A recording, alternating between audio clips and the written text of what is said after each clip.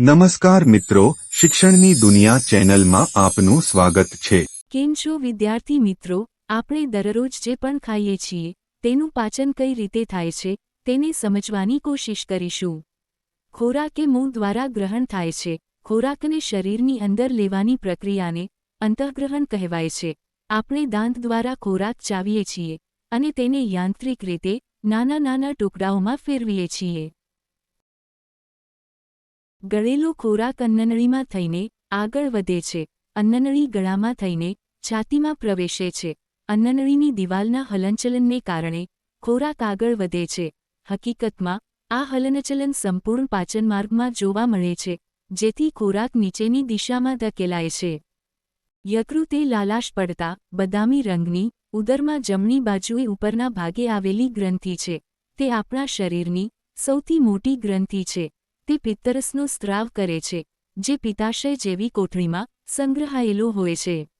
પિત્તરસ એ ચરબીના પાચનમાં મહત્વનો ભાગ ભજવે છે। જઠર એક જાડી દિવાલવાળી કોથળી છે। તેનો આકાર પહોળા યુ જેવો છે। તે પાચનમાર્ગનો સૌથી પહોળો ભાગ છે। તે એક છેડેથી અન્નનળી દ્વારા ખોરાક લે છે અને બીજા છેડે નાના આંતરડામાં ખુલે છે। નાનું આંતરડું એ અત્યંત ગૂંચળામય અને 7.5 મીટર લાંબુ છે।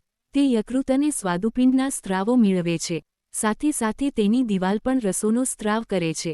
પાચિત ખોરાક નાના આંતરડાની દિવાલની રુધિરવાહિનીમાંથી પસાર થાય છે, જેને શોષણ કહેવાય છે।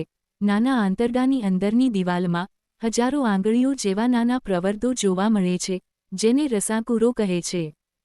રસાકુરોની સપાટી પાચિત ખોરાકનું શોષણ કરે છે। શોષાયેલ ખોરાક રુધિરવાહિનીઓ દ્વારા શરીરના વિવિધ અંગો સુધી પહોંચે છે, જ્યાં તે શરીર માટે જરૂરી પ્રોટીન જેવા જટિલ ઘટકોના બંધારણમાં વપરાય છે, જેને અભિશોષણ કહે છે। કોષોમાં ગ્લુકોઝ ઓક્સિજન દ્વારા તૂટે છે અને કાર્બન ડાયોક્સાઇડ અને પાણી ઉત્પન્ન થાય છે, અને શક્તિ છૂટી પડે છે, જે ખોરાક અપાચિત અને વણશોષાયેલો છે તે મોટા આંતરડામાં જાય છે। મોટું આંતરડું એ નાના આંતરડા કરતાં પહોળું અને ટૂંકું હોય છે। તે આશરે 1.5 મીટર જેટલું લાંબુ હોય છે। તે અપાચિત ખોરાકમાંથી પાણી અને કેટલાક ક્ષારોનું શોષણ કરવાનું કાર્ય કરે છે।